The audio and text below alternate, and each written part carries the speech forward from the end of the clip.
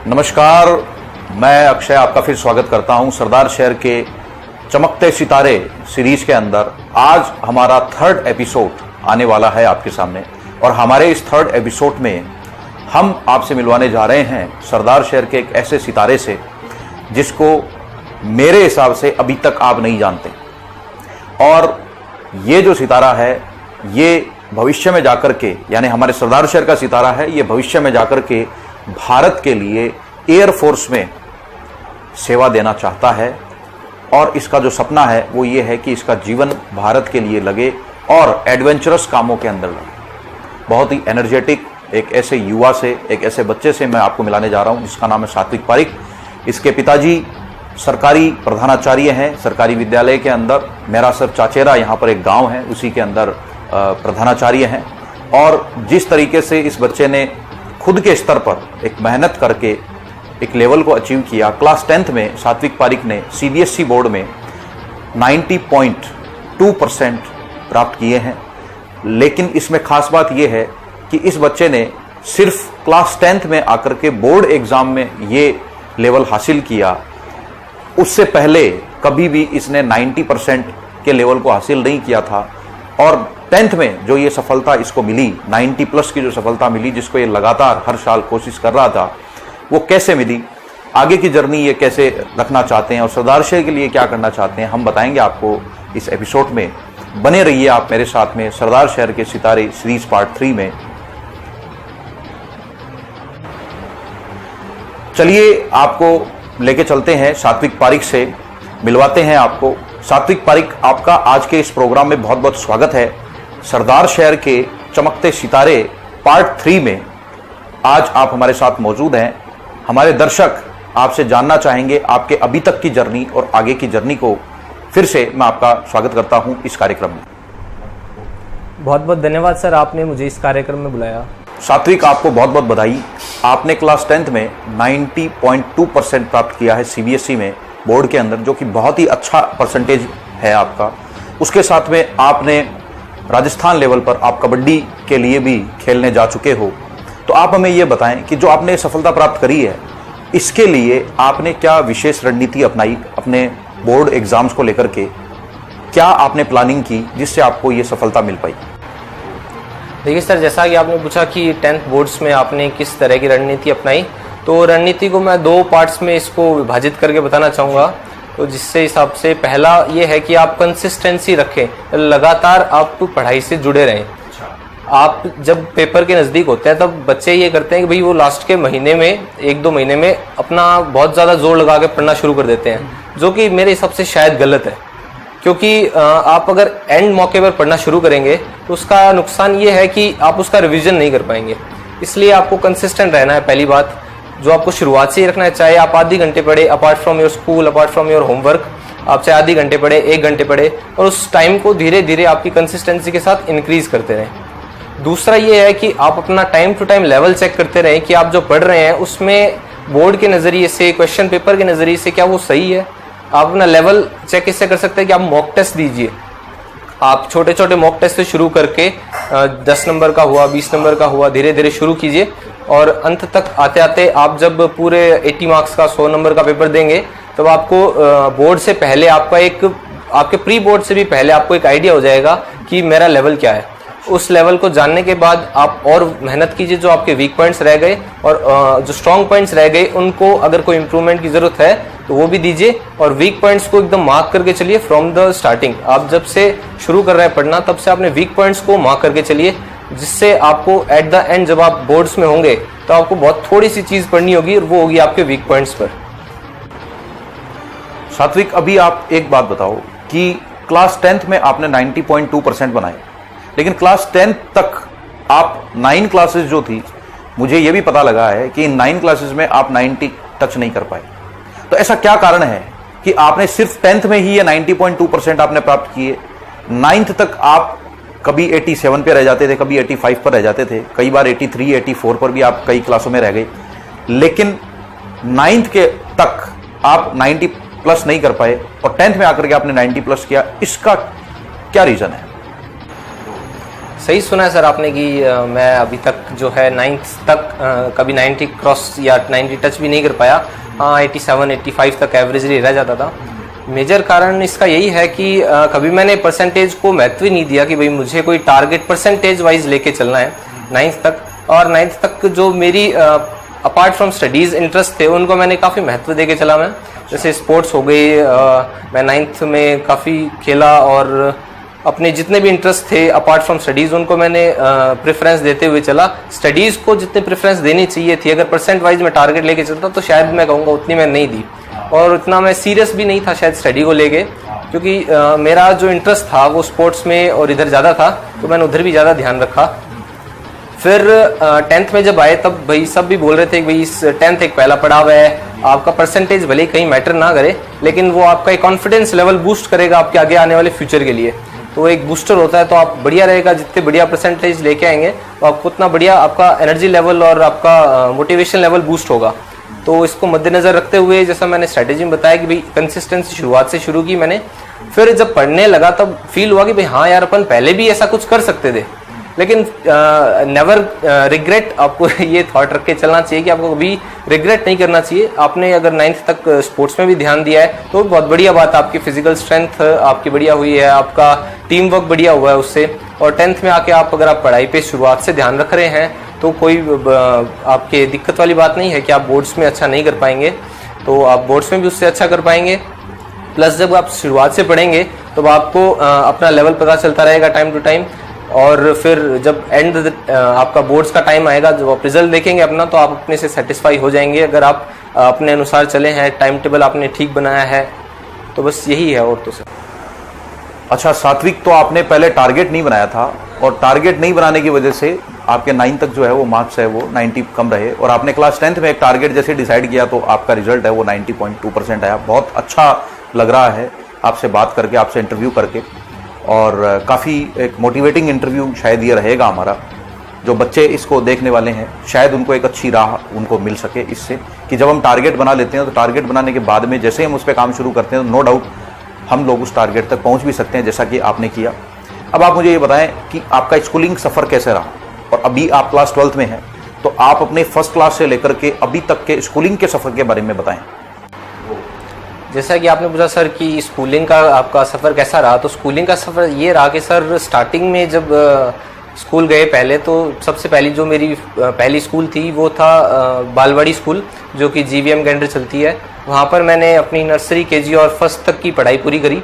उसके बाद फर्स्ट में जब मैं आया तब कैम्ब्रिज स्कूल को मैंने चूज़ किया, क्योंकि उस टाइम इंग्लिश एजुकेशन अपने प्रभाव डाल रही थी और बढ़ रही थी, तो उसमें प्रेफर हुआ, फैमिली ने कहा कि करवाते हैं इसमें, तो मैंने कैम्ब्रिज ज्वाइन करी फर्स्ट से, और फिर उसके बाद फर्स्ट से लगा के 10th तक मैं कैम्ब्रिज में ही था। इस बीच बहुत बढ़िया सफ़र रहा मेरा कैम्ब्रिज के अंदर। एक ऐसी स्कूल थी जो भाई आपका एक कंटिन्यूसली आपके साथ निभा रही थी हमारा, प्लस इतने लंबे टाइम से एक रिलेशनशिप भी डेवलप हो जाता है आपका बढ़िया स्कूल के साथ, और उसमें आपके लाइफ लॉन्ग फ्रेंड्स भी बनते हैं आपके। और अब जो है मैं 10th के बाद जो है मुझे अपनी NDA की प्रिपरेशन के लिए चाहिए थी कोचिंग, तो मैं प्रिंस एकेडमी मैंने ज्वाइन करी। वहाँ पर मैंने पहला हॉस्टल लाइफ एक्सपीरियंस करा मैंने 1 साल 11th में, जो कि मेरे लिए एक लाइफ टर्निंग पॉइंट था, क्योंकि हॉस्टल लाइफ मेरे हिसाब से हर बच्चे को एक ना एक बार मिनिमम 2 साल के लिए एक्सपीरियंस करनी ही चाहिए, क्योंकि हर टाइप के एक्सपीरियंस स्टूडेंट लाइफ में होने चाहिए। हाँ, तो और ये भी है कि भाई हमारे वहाँ पर जो है डे स्कॉलर्स बिल्कुल नहीं है, जितने भी है सब वहीं के हैं और बहुत दूर दूर से आए हुए हैं, तो एक मतलब डिफेंस जैसा बैकग्राउंड वहाँ पर फील दिलाने के लिए, तो वहाँ पर कोई डे स्कॉलर्स नहीं है, जिससे आपको ये लगेगा कि आपके जो भाई है वो यही है, आपका फैमिली यही है, तो आपकी जो रिलेशनशिप फ्रेंडशिप वहाँ डेवलप होती है वो काफ़ी लंबे टाइम तक चलने वाली है। प्लस आप कभी भी अगर जॉब लग जाते हैं और आप उनसे फिर से मिलते हैं तो आपको बढ़िया फील आती है, हाँ कि भाई पुरानी बातें याद होती है। तो बस अब मैं अभी पिछले साल मैंने 11th की है और इस साल मैं 12th में हूँ, और अगले साल 12th बोर्ड्स भी दूंगा मैं, तो तैयारी बढ़िया है, देखते हैं क्या। बिल्कुल सात्विक, आपने 10 साल तक कैम्ब्रिज कॉन्वेंट स्कूल में पढ़ा है, उससे पहले आप बालवाड़ी के अंदर थे, और 10 साल तक आपने कैम्ब्रिज कॉन्वेंट स्कूल सरदार शहर में जो स्टडी की, और उसके बाद में जो 10th के अंदर आपने बोर्ड एग्ज़ाम का जो रिजल्ट आपने लिया 90.2%, बहुत ही अच्छा रिजल्ट आपने लिया है। आप हमें आपके विद्यालय के बारे में कुछ बताएं कैम्ब्रिज कॉन्वेंट स्कूल के बारे में आप कुछ बताएं कि आपने जो 10 साल का वहां का जो अनुभव आपका रहा वो क्या रहा, कैसा था आपका विद्यालय, उसके बारे में भी हमें बताएं। हाँ सर, बिल्कुल। कैम्ब्रिज का जो मैनेजमेंट है, कैम्ब्रिज का जो एनवायरनमेंट है वो काफ़ी सूटेड है। कैम्ब्रिज से मैं 10 साल जुड़ा रहा तो एक ऐसी यादें बनती है कैम्ब्रिज के साथ जो आप कभी पूरे लाइफ में नहीं भुलाना चाहेंगे। आपके दोस्त बहुत बढ़िया बनते हैं। प्लस इसके साथ ये है कि मैं कैम्ब्रिज पूरे स्टाफ का, पूरे मैनेजमेंट का तहे दिल से शुक्रिया अदा करना चाहता हूँ कि उन्होंने पिछले 10 साल कंटिन्यूसली हर एक बच्चे का, सिर्फ मेरा ही नहीं, हर एक बच्चे का अच्छा सपोर्ट किया, उनको अच्छा मोटिवेट किया, टाइम टू टाइम जब ज़रूरत पड़ी तब हेल्प भी करी। प्लस कैम्ब्रिज की फैसिलिटीज़ की अगर मैं बात करूँ तो जैसे वहाँ का स्पोर्ट्स ग्राउंड बहुत बढ़िया है, ट्रैक है, बढ़िया ट्रैक है, और प्लस स्पोर्टिंग फैसिलिटीज़, इक्विपमेंट्स जो एक जनरल स्पोर्ट्स को चाहिए वो वहाँ रेगुलर बेसिस पे अवेलेबल हैं। प्लस जो आपके कॉम्पिटिशन्स हैं वो भी टाइम टू टाइम कंडक्ट होते हैं, जिससे आपकी को करिकुलर एक्टिविटीज़ में भी आपका इंटरेस्ट बना रहता है, सिर्फ आप पढ़ाई कीड़ा बन के नहीं रह जाते हैं। तो उससे आपको ये बेनिफिट है कि जब आप आगे कहीं भी जाते हैं तो आप अगर कोई इंटरव्यू देते हैं या फिर कहीं भी आप जाते हैं तो आपके पास उस इंटरव्यूअर से बात करने के लिए काफ़ी सामान होगा। भाई मैंने अपनी लाइफ में सिर्फ स्कूलिंग में सिर्फ पढ़ाई नहीं करी और भी स्पोर्ट्स 100 भाग किया है। वो आपका एक पर्सनैलिटी डेवलपमेंट में काफ़ी अहम रोल निभाता है, आपकी को करिकुलर एक्टिविटीज़, जिसमें कैम्ब्रिज ने जिसको बखूबी समझा कि बच्चों की हर तरफ से डेवलपमेंट हो, सिर्फ पढ़ाई ना हो, और इसके साथ साथ क्विज़ सेशंस भी हो ताकि एक इंटरेस्ट डेवलप हो बच्चों का स्टडी में। सिर्फ किताब सामने खोल के बैठने में इंटरेस्ट नहीं शायद डेवलप होता बच्चों का। जब कंपटीशन आपके बच्चों के साथ ओरली वर्बली होता है और जब आपको रिवार्ड मिलते हैं तब एक इंटरनल मोटिवेशन डेवलप होती है बच्चों में कि भाई हम भी आगे करें, क्विज़ में पार्ट लें, और आपका एक लेवल क्रिएट होता है भी आप स्टेज पर बोलने का। प्लस इसके अंदर ये भी एडिशन में बोलना चाहूँगा कि आपकी जो असेंबली मैनेजमेंट है कैम्ब्रिज का वो बढ़िया है, जिसके अंदर आपको स्टेज फियर मिटाने का बढ़िया मौका मिलता है, जिसमें जो कि मैं समझता हूँ कि स्टेज फियर आजकल क्या है कि मतलब हर किसी को होने लग गया है, क्योंकि फोबिया सब कोई समझते भी हमें स्टेज पे बोलने में डर लगता है। तो अब जब आप छोटे एज में आप चाहे छोटी स्पीच दे, बड़ी दे, अपने व्यूज़ एक्सप्रेस करें, तब बोलना शुरू करेंगे तो आप खुलना शुरू हो जाएंगे। जितना आप ज़्यादा खुलेंगे उतना आपके लिए बढ़िया है, क्योंकि वो आप एक बंद किताब की तरह कोई आपको कहीं नहीं एक्सेप्ट करेगा। आप जितना ज़्यादा अपने को एक्सप्रेस कर पाएंगे उतना बढ़िया है। प्लस यहाँ का जो मैनेजमेंट है उसने काफ़ी सपोर्टिव मैनेजमेंट है, आपको टाइम टू टाइम आपको सपोर्ट मिलता रहा है। प्लस कैम्ब्रिज का मैं एक बार फिर से तहे दिल से शुक्रिया अदा करना चाहता हूँ कि उन्होंने मेरा ऑलराउंड डेवलप एनवायरनमेंट को लेकर सर, और इसमें 3 बातें बहुत अहम है कैम्ब्रिज में। पहला कि स्पेशियस एनवायरनमेंट अच्छा है, वहाँ का स्पेस काफ़ी बढ़िया है, जगह काफ़ी खुले वाइड स्प्रेड एरिया में स्कूल बनी हुई है, ग्राउंड बढ़िया है, स्कूल का इंटरनल स्ट्रक्चर जो है वो काफ़ी बढ़िया है। दूसरी बात ये है कि वहाँ पर पोल्यूशन फ्री है, क्योंकि सिटी से काफ़ी बाहर है स्कूल, जिसमें आपको पोल्यूशन फ्री एनवायरनमेंट मिलेगा। प्लस तीसरी चीज़ ये है कि वहाँ पर ग्रीन कवर और ग्रीनरी काफ़ी बढ़िया है। तो बस इससे आपको हेल्दी एनवायरनमेंट मिलता है। स्कूल के बारे में जान के बहुत अच्छा लगा कि आपकी स्कूल ने आपको इतना हेल्प करा और स्कूल के एनवायरनमेंट ने आपको इतना हेल्प करा, वाकई में बहुत अच्छा लगा। आप ये बताएं कि क्लास 11th में जब आप आए, 10th से कवर करने के बाद में जब आप 11th में आए तो आपने विषय चयन किया, और अभी जो आपने विषय ले रखा है वो ले रखा है साइंस मैथ लिया है आपने। तो आपने साइंस मैथ क्या सोच के लिया, या उसके अलावा जब बच्चा 10th से 11th में आता है तो उस दौरान विषय चयन में क्या क्या सावधानी रखनी चाहिए या विषय चयन कैसे करना चाहिए, उसके बारे में आपका क्या कहना है? हाँ सर, मैंने 11th में 10th के बाद जो है साइंस मैथ्स को चूज़ किया, क्योंकि मुझे एयरफोर्स ज्वाइन करनी थी। तो उसके अंदर आपको साइंस मैथमेटिक्स कंपलसरी है, और इंटरेस्ट भी रहा है मेरा। बाकी सब्जेक्ट्स में मेरा इंटरेस्ट रहा, लेकिन मेरे गोल को मद्देनज़र रखते हुए ये दोनों सब्जेक्ट्स कंपलसरी थे, तो मैं इन दोनों को चूज़ किया। और फिर जैसा कि बच्चे जो है 10th के बाद अपनी एक करियर लाइन चूज़ करना चाहते हैं, तो उस पर मेरा ये है कि बच्चे किसी की कॉपी ना करें। जैसे कि बच्चे, आपका फ्रेंड कोई मेडिकल इंजीनियरिंग फील्ड में जा रहा है, कोई और फील्ड में जा रहा है, तो आप उसकी देखा देखी ना करें, क्योंकि जैसा उसका मेंटल लेवल है, जैसा उसका IQ लेवल है, जैसा उसका लेवल है, वो आपसे अलग है, या तो आपसे अच्छा है या आपसे बुरा है। आप अगर उसकी कॉपी करेंगे तो वो तो शायद आपसे आगे निकल जाए या फिर पीछे रह जाए। आप अपने अंदर की जो क्वालिटी है उसको डिफाइन नहीं कर पाए। मतलब जब तक आप अपने अंदर की क्वालिटी को जान के उस हिसाब से अपना सब्जेक्ट चूज़ नहीं करते हैं, तब तक आप शायद उस लेवल पे पहुंच जाए जहाँ पर आप शायद पहुंचना चाहे, तो आप खुश शायद नहीं रह पाएंगे उस चीज़ से। आपको खुशी वहीं मिलेगी जहाँ पर आप उसको ढूंढेंगे। आप अगर कोई दूसरी लाइन ज्वाइन करते हैं जो आपको शुरुआत से नहीं अच्छी लगती थी, फैमिली या फिर टीचर्स के प्रेशर में, तो आप शायद डिप्रेशन में चले जाएं। और डिप्रेशन का तो आजकल अपन काफ़ी बुरे रिजल्ट्स देख रहे हैं। तो डिप्रेशन आजकल के टाइम में बच्चों में डेवलप होने लगा है, जैसे कि एक फैक्टर है कि भाई कोटा में काफ़ी एवरेजली एक बच्चा सुसाइड कर लेता है दिन के अंदर।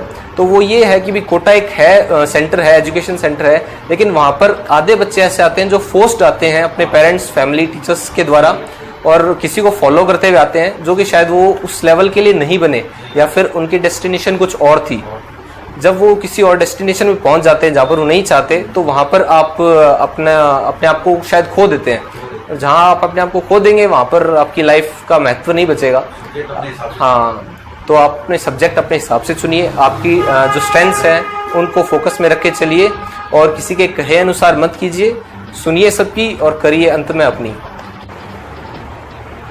आपने बताया कि क्लास 10th के अंदर और उसके बाद जब आप आ जाते हैं तो आपको सब्जेक्ट जो लेना चाहिए वो आपको बहुत सोच समझ के लेना चाहिए, अपनी स्ट्रेंथ के हिसाब से लेना चाहिए। लेकिन आप मेरे को ये बताएं कि क्लास 10th एक बोर्ड एग्जाम है, क्लास राजस्थान बोर्ड में तो 8th भी बोर्ड एग्जाम है, 5th भी बोर्ड एग्जाम है, 12th भी बोर्ड एग्जाम है। तो बहुत सारे बच्चे जो होते हैं वो बोर्ड एग्जाम को लेकर के जब वो बोर्ड क्लास में आ जाते हैं तो वो उसको लेकर के चिंतित भी हो जाते हैं, और बोर्ड एग्जाम की जो प्रिपरेशन है, जो उसकी तैयारी है, उसके बारे में आप क्या कहेंगे? हाँ सर, आपने सही कहा कि बच्चे क्या है काफ़ी टेंशन में आ जाते हैं बोर्ड एग्जाम्स को लेकर। तो पहली बात तो टेंशन लेने की बात है नहीं। ऐसा सब बोलते हैं, अभी बोर्ड देने के बाद जब आप कोई चीज़ को पार कर जाते हैं तब पीछे वाली चीज़ आपको आसान लगती है, इफेक्ट है। लेकिन आप जब होते हैं तब आपको वैसी वाली अच्छी वाली फीलिंग शायद कम ही आती है। मेरे साथ भी यही हुआ था कि भाई 9th तक जो भी है आपको बोला जाता है भाई 10th बोर्ड है, अच्छे से ध्यान दे के चलना है आपको। तो फिर भी जो एक एनवायरनमेंट क्रिएट होता है टीचर्स का, बच्चों का, पेरेंट्स का, तो ऐसा लगता है कि हाँ भाई यार थोड़ा ऐसे कंसर्न वाली बात है, लेकिन करने के बाद नहीं लगता है। तो जो है उनसे मैं यही कहूँगा कि सबसे पहली बात टेंशन लेने की नहीं है, टेंशन दूसरे को दे दो, टेंशन खुद मत रखो।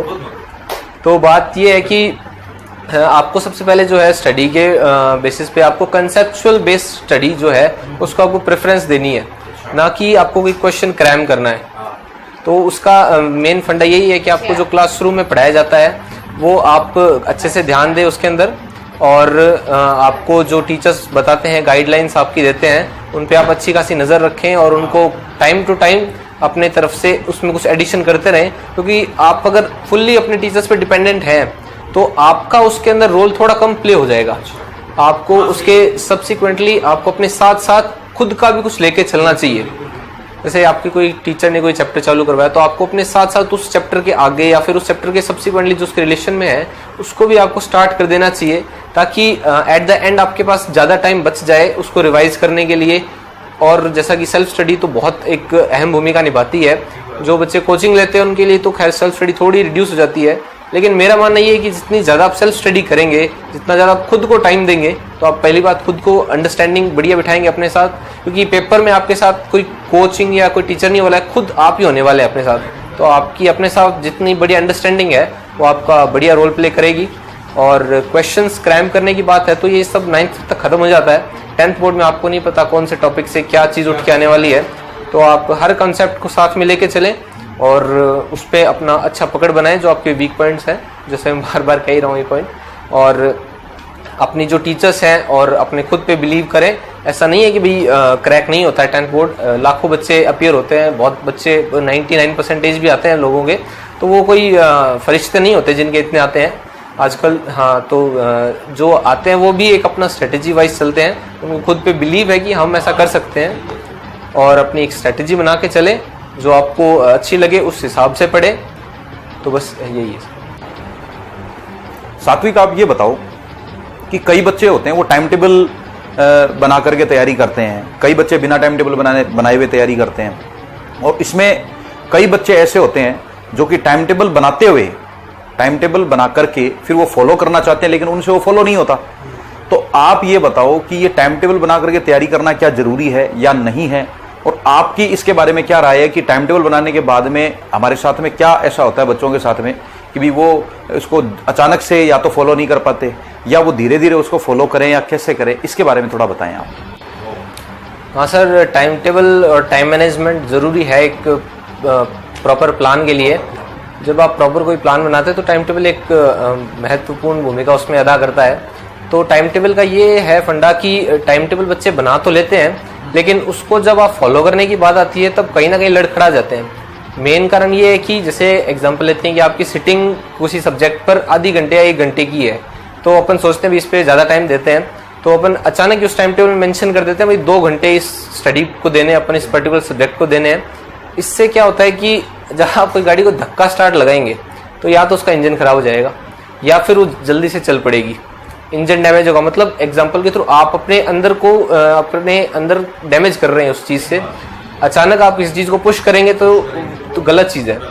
इसका मेन यही है कि आप उसे धीरे धीरे इनिशिएट करें, धीरे धीरे। जैसे आपकी कोई पर्टिकुलर सब्जेक्ट पे घंटे भर सिटिंग है तो आप उसे धीरे धीरे एक्सटेंड करें। जैसे मान लीजिए आपने कोई टाइम टेबल बनाया तो सबसे पहले एक ऑनेस्ट टाइम टेबल बनाइए कि ऐसा नहीं आपने 18 घंटे स्टडी डाल दी, बाकी के 6 घंटे खा लूँगा, पी लूँगा, पढ़ लूँगा। ऐसा नहीं हो सकता, क्योंकि आप अचानक कुछ करेंगे तो सीधी सी बात आप नहीं कर पाएंगे इतने झटके से।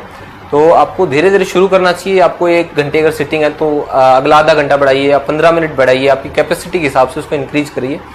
और ये भी है कि आपको कंसिस्टेंसी उस इंक्रीजमेंट में रखनी है। मान लिया आपने 1 घंटे से लेके पिछले 2-4 महीनों में 2 घंटे कर दिया, तो आपको उस 2 घंटे को मेंटेन रखना है। वो आपका एक बेंचमार्क बन जाएगा कि इस सब्जेक्ट में 2 घंटे से कम तो मुझे देने नहीं है। आप उसको इंक्रीज करते हैं तो बहुत बढ़िया बात है, कंसिस्टेंट रहते हैं तो बढ़िया बात है। लेकिन आप उसे अगर डिक्रीज कर देंगे उस बेंचमार्क से तो प्रॉब्लम ये रहनी है कि आप अपने अंदर आपको अपने में ही शर्म आने लग जाएगी शायद कि भाई मैं 2 घंटे तक तो गया लेकिन अब नहीं कर पा रहा, तो वो एक डिमोटिवेशन हो जाता है बच्चों में। तो वो नहीं होने के लिए बहुत धीरे धीरे शुरुआत करें और बहुत पहले से शुरुआत करें, जिससे आपको काफ़ी लंबा टाइम मिल जाए उसको इंक्रीज करने का। तो यही है। अगर मैं मेरी बात करूँ तो मैंने भी कई बार धक्के स्टार्ट लगाए हैं तो धक्के स्टार्ट में सी प्रॉब्लम है जो मैं बता रहा हूँ आपको। तो धीरे धीरे अब मैंने इंक्रीज करना शुरू किया है, उस धीरे धीरे इंक्रीज करें। हाँ जी, बिल्कुल सात्विक, कहीं ना कहीं आपकी ये जो जानकारी है हर बच्चे को बहुत ज़्यादा हेल्प करने वाली है, क्योंकि जो बच्चे आपसे जूनियर हैं वो इस वीडियो को देख रहे होंगे और उनको ये बहुत ज़्यादा बेनिफिशियल होगा।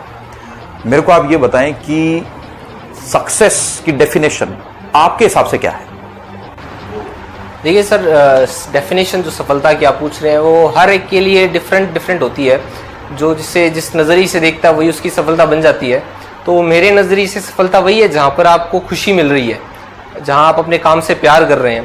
क्योंकि जब तक आप अपने काम से प्यार नहीं करेंगे आपका उसमें मन नहीं लगेगा, और जब तक आप किसी चीज़ में मन नहीं लगाएंगे तब तक आप उसका 100% जो रिजल्टेंट है वो आप नहीं दे पाएंगे। अच्छा। तो जब आप अपना बेस्ट देना चाहते हैं तब आप उसमें खुशी ढूंढते हैं, और जिस काम में आपको खुशी मिले और आप उसमें अगर आगे बढ़ रहे हैं तो बहुत बढ़िया बात है, वही आपके लिए बड़ी सफलता है। और सफलता वहाँ से शुरू होती है जहाँ पर आप किसी काम को शुरू करते हैं। जैसे आप कोई कंपटीशन की तैयारी कर रहे हैं तो वो आप अचीव कर लिया, वो एक सफलता नहीं है मेरे हिसाब से, वो एक छोटा पड़ाव है सफलता का। उसके बाद सफलता का आपका लाइन शुरू होता है, क्योंकि वहाँ पर जो आपको क्वेश्चंस मिलेंगे वो रियल लाइफ क्वेश्चंस होंगे और उनका आंसर किसी बुक के पीछे लिखा हुआ नहीं रहने वाला है। आपको उनका आंसर खुद से ही डिफाइन करना है, वो आपकी रियल टेस्ट होगा। और प्लस एक बिल गेट्स की बहुत बढ़िया बात है कि आपको अगर कुछ चंद सेकंड की कोई खुशियाँ चाहिए तो आप कोई छोटा सा शो देख लीजिए। आपको अगर कुछ दिनों की चाहिए तो आप अपने फ्रेंड्स के साथ ट्रिप पे चले जाइए। आपको 1-2 साल के लिए चाहिए तो आप शादी कर लीजिए। और अगर आपको पूरी जिंदगी के लिए खुशियाँ चाहिए तो आप अपने काम से प्यार कीजिए। तो यही एक बिल गेट्स की मुझे बात बहुत बढ़िया लगी कि उन्होंने ये कोट बढ़िया है। तो बस यही है कि वही बात कह रहे हैं, जो आप चाहते हैं वही आप कीजिए, वही आपकी सफलता का कारण है। आप खुश रहेंगे वही आपकी सफलता है। बहुत अच्छे से आपने सफलता को डिफाइन किया है, और जो बिल गेट्स वाली जो आपने बात बताई है वाकई में बहुत गजब चीज़ आपने हमें बताई। सात्विक, अब आप ये बताइए कि आपका सपना क्या है और आप भविष्य में किस मुकाम तक पहुंचना चाहते हैं, ये हमें जानना बहुत ज़रूरी हो गया है। क्योंकि आज हम इतने एक एनर्जेटिक युवा से मिले हैं, क्योंकि अभी सिर्फ एक 12th क्लास में है, और जो आज आपका मैं जोश देख रहा हूँ वाकई में बहुत शानदार है। और मुझे ऐसा लग रहा है कि इस देश के लिए वाकई में आप कुछ गजब करने वाले हो। ये आज की इस पहली मुलाकात में मेरे को आपसे महसूस हो रहा है। तो आप मुझे ये बताओ कि आप भविष्य में किस मुकाम तक पहुंचना चाहोगे? सर, मेरा एम जो है वो एयरफोर्स एकेडमी में जाना है और फाइटर पायलट बनना है इंडियन एयरफोर्स का। ये मेरा इसलिए रहा है क्योंकि बचपन से ही मुझे थ्रिल एडवेंचर काफ़ी पसंद है। वो डिफेंस जो आपको एक लाइफ लेस ऑर्डिनरी प्रोवाइड करता है, वो मेरे हिसाब से कहीं और आपको नहीं मिलेगी। आपका डिफेंस सेक्टर में इंटरेस्ट है तो आप जाइए, बिल्कुल जाइए। प्लस ये है कि भाई आपका जो स्पीड आप ट्रैवल करते हैं, आप वो जो किक मिलती है उस टाइम आपको, आप जब 2000 किलोमीटर की स्पीड से ट्रैवल कर रहे हैं किसी प्लेन में, तो वो आपके लिए बहुत बड़ा मोटिवेशन होता है, बहुत बड़ा एडवेंचरस चीज़ होती है। तो बस उसी को मेरे मद्देनज़र रखते हुए मैंने इसको फील्ड को चूज़ किया है। ऐसे ही लास्ट में आप हमें ये बताएं सात्विक कि आपका विद्यार्थियों को क्या संदेश रहेगा, क्या मैसेज आप देना चाहते हैं सभी विद्यार्थियों को? सर, लास्ट का मैसेज मेरा सभी स्टूडेंट्स को यही है जो किसी भी एग्ज़ाम के लिए अपेयर हो रहे हैं, जो 10th में है, 9th में है। तो मैसेज यही है कि आपको कभी भी टेंशन नहीं लेनी है किसी चीज़ की। हाँ, टेंशन लेनी थोड़ी ज़रूरी है क्योंकि आप थोड़ा उसमें फोकस करेंगे, लेकिन इतनी भी नहीं लेनी है कि आप थोड़ा उसके अंदर ज़्यादा ही चले जाए, टेंशन में आपको डिप्रेशन आ जाए। डिप्रेशन वाली चीज़ आपके अंदर नहीं आनी चाहिए पढ़ाई के लेकर। पढ़ाई आपको एक मज़े मज़े में करनी है। आप उसे अगर बोझ समझेंगे तो आपको बोझ लगेगी, आप उसे मज़े में लेंगे तो आप उसको इंटरेस्ट डेवलप करेंगे। तो बस यही है कि आपको इंटरेस्ट डेवलप करना है, फोकस्ड रहना है, एक ऑनेस्ट टाइम टेबल को मैनेज करना है और अपने ड्रीम को अपने मद्देनज़र रखते हुए ही आगे प्रोसीड करना है।